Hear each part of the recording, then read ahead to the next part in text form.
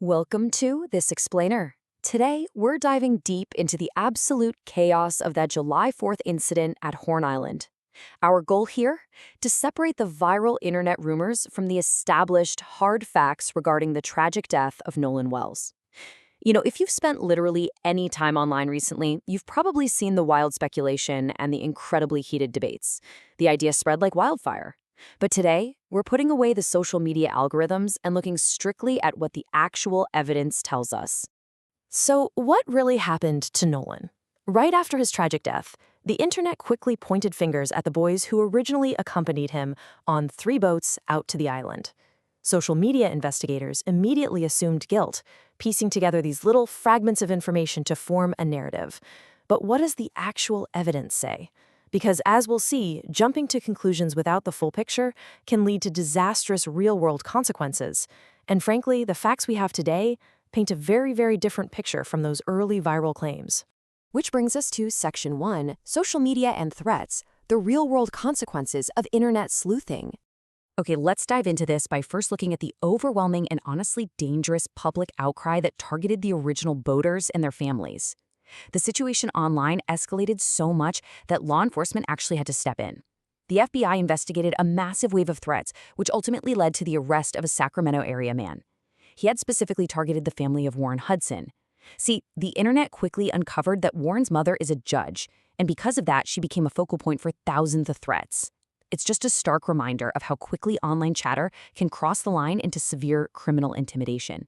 This public speculation was really amplified when the family's attorney, Ben Crump, publicly questioned the boys' actions during highly publicized press conferences. He was out there asking things like, "These boys, why did they leave them on the island? What happened?" Naturally, this raised suspicions and added to the intense friction between the families involved. When high-profile voices amplify suspicions without concrete evidence, well, the public tends to just run with it. In response to all these public insinuations of foul play, the pushback has been severe.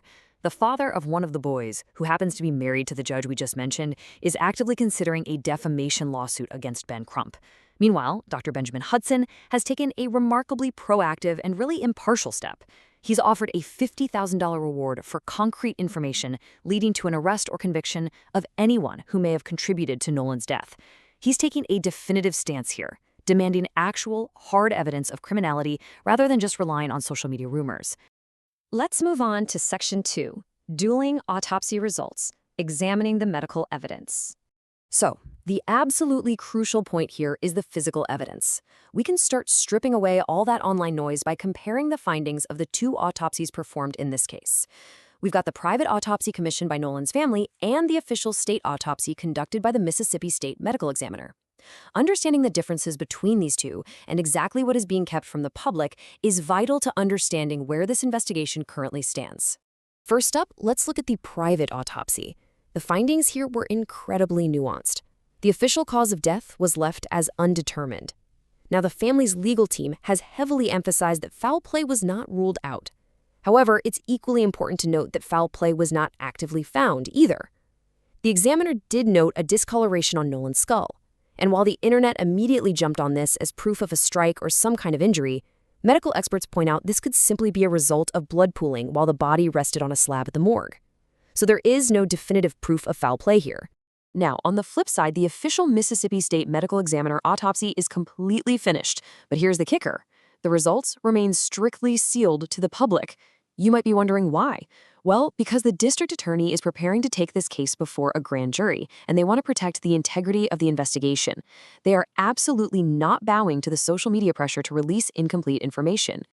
Let's transition to Section 3, the Digital and Eyewitness Trail, Reconstructing July 4th. Now we're moving completely away from rumors and leaning purely on hard metadata and verified witness accounts. When we look at the actual sequence of events, we know that initially 3 boats traveled to Horn Island. Sometime in the afternoon, one of those boats leaves the island and goes into distress shortly after departing. The internet sleuths focused heavily on this distressed boat. But fast forward to 6 p.m., much later in the day, witnesses report seeing Nolan still on the island. Let's dig into that distressed boat for a second, because this is a real game changer. The internet circulated dispatch audio from the sinking vessel, claiming you could hear someone saying Nolan's name and the words "he's dead" in the background. But when investigators actually looked at the verified video metadata that aligned with the exact time of that distress call, it proved definitively that Nolan wasn't even on that vessel.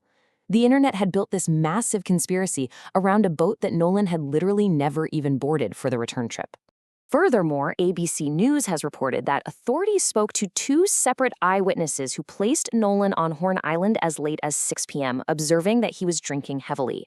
Remember, this is long after the original boats and the distressed boat had departed. This single verified piece of information effectively eliminates the initially accused boys as suspects in anything that may have happened to Nolan later that evening. And that brings us to Section 4, the grand jury phase, compelling the truth. With the digital trail and eyewitness accounts clearing the original social media suspects, the investigation is now funneling into its most rigid and powerful legal phase. The district attorney is utilizing an investigative grand jury for a very specific reason. Think about it. If a sheriff asks to speak with you, you can legally tell them to take a hike. But an investigative grand jury, they have incredible legal power. They can compel hesitant witnesses to testify under oath. They can easily subpoena critical text and phone records directly from the service providers. It essentially forces transparency where people might otherwise just stay quiet. Once they gather all this compelled information, there are two potential outcomes. Depending on what they uncover, they can absolutely convert to an indicting grand jury to officially press criminal charges against any potential wrongdoers. But, and this is a reality the internet often ignores, they can also definitively declare this a tragic accident with zero criminality involved. Which leaves us with the ultimate question as we await those sealed medical results and the grand jury's findings.